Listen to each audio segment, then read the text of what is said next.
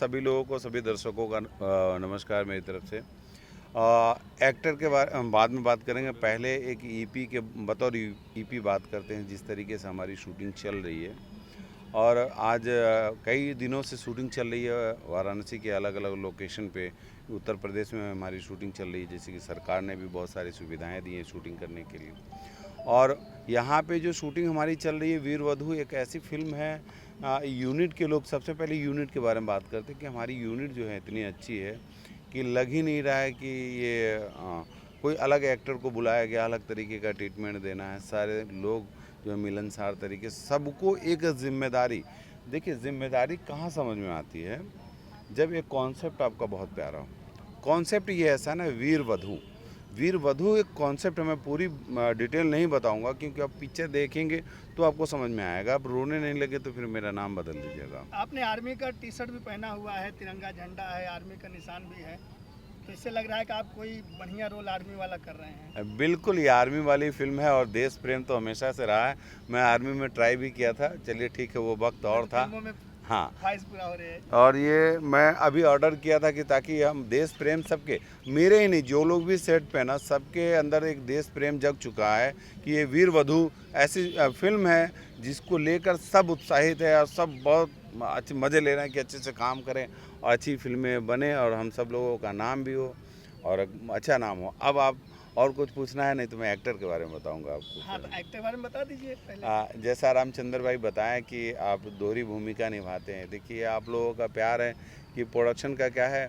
Production का ही एक line में बता देता हूं कि एज एन एक्टर सिर्फ काम करता हूं तो सिर्फ अपने लिए काम करता हूं। एज एन एक्टर क्या काम किया चलाया, लेकिन जब मैं प्रोडक्शन करता हूं तो बनारस में बहुत सारे एक्टर्स हमारे भाई बंधु हैं जिनको काम मिल जाता है और रोज़गार तो लोगों को मिलता ही, वर्करों को। पर क्या है कि यहाँ मैं बहुत सारी फिल्मों को ले के आता हूँ कि बनारस में आए, बनारस के लोगों को रोज़गार मिले। इसके माध्यम से जो हमारे यहाँ के डीएम साहब है, एडीएम साहब का धन्यवाद दूंगा कि वो एडीएम साहब हमें फटाफट यहाँ की परमिशन देते हैं शूटिंग करने के लिए। और एक्टर की रही बात, तो एक्टिंग तो करता ही रहता हूँ, इसमें एक अच्छी भूमिका में हूँ। एक मेरा भी फौजी का कैरेक्टर है जो कि है, अभी होने वाला है शूटिंग।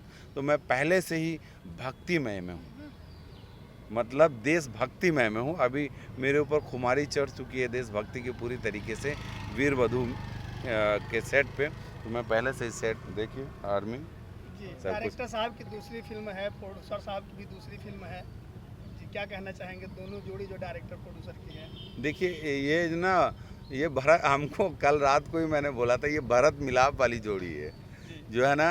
ये राम लक्ष्मण की जोड़ी तो छोटे बड़े में हो जाएगा, ये भरत मिलाप हो रहा है। ये सब का भरत मिलाप हो रहा है, सब लोग एक दूसरे से मिलजुल के काम कर रहे हैं। और रही बात, अभिषेक जी ने बहुत सिंसियर हैं, सिंसियर इनकी दूसरी फिल्म है।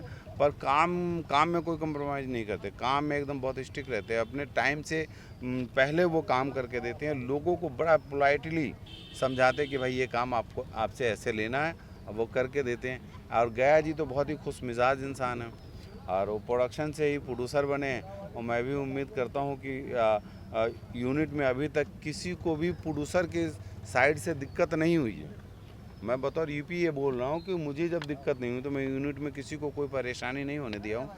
हालांकि हमेशा गया जी फीडबैक लेते रहते हैं कि भाई किसी को किसी तरीके की तकलीफ़ ना हो, और पूरी उम्मीद करते हैं कि कोई तकलीफ़ अभी तक तो किसी को हुई नहीं है। सारे लोग अच्छे से काम कर रहे हैं, अच्छे से मौज मस्ती से काम कर रहे हैं, चाहे पेमेंट का मसला हो, चाहे बहुत किसी तरीके का मसला हो। इस सेट पे एक बात मैं कहना चाहूँगा, बहुत जब बात हुई है तो लोग 500 रुपये की दारू पी जाते हैं, कुछ लोगों की मैं बात कर रहा हूँ, तक मैसेज जरूर जाना चाहिए। आप 5000 रुपये की दारू पी जाएंगे पर 500 रुपये देने में उनको अखड़ जाता है, तो वो लोग ऐसा ना करें। हमारे गया जी की तरह बने, जो कि सबका पैसा टाइम टू टाइम मेरे पास आ जाता है, मैं सबको दे देता हूँ। चाहे किसी का 100 रुपये हो, 10 रुपये चाय का भी हो ना, तो किसी का रोकता नहीं हो ना, किसी को मैं बाउंडेशन लगा के रखा हूँ कि आप ये मत करो।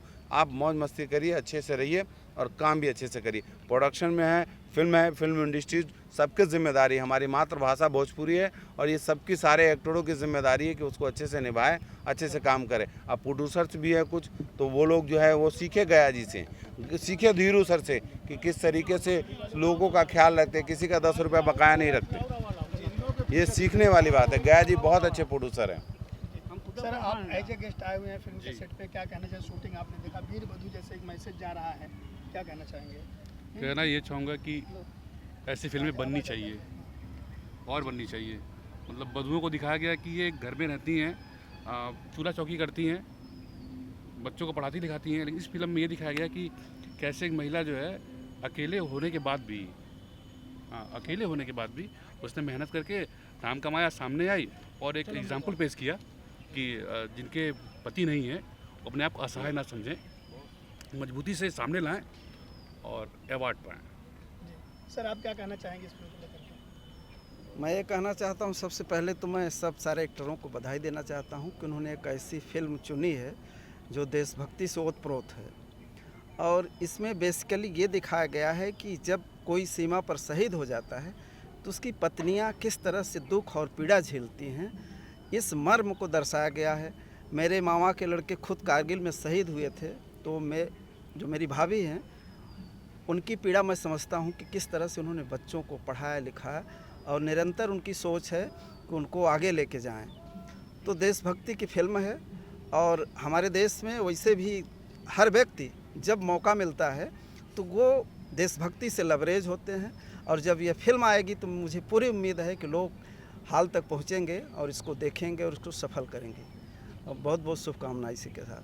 सर, आप क्या कहना चाहेंगे? हमारी गया जी के पहले जितने दर्शक हैं उन सबको मैं प्रणाम करता हूँ। गया जी के साथ हमारी तीसरी मूवी है। हम लोग इसके पहले 10वीं पास दूल्हा मकान जो प्रोडक्शन कंट्रोलर के तौर पे होते हैं, अभी उनका ये प्रोड्यूसर के तौर पे है। बड़ी अच्छी मूवी है जो एक देशभक्ति है, देशभक्ति के ऊपर बनी हुई है। और इसमें एक लेडी, एक औरत जो वीरांगना की तरह समाज के तौर पे आगे बढ़ाती है। इस पिक्चर को जितना चाहें आप लोग, बहुत अच्छी मूवी है। जितने लोग ज़्यादा जब रिलीज होगी देखिएगा और अच्छा लगेगा आप सबको।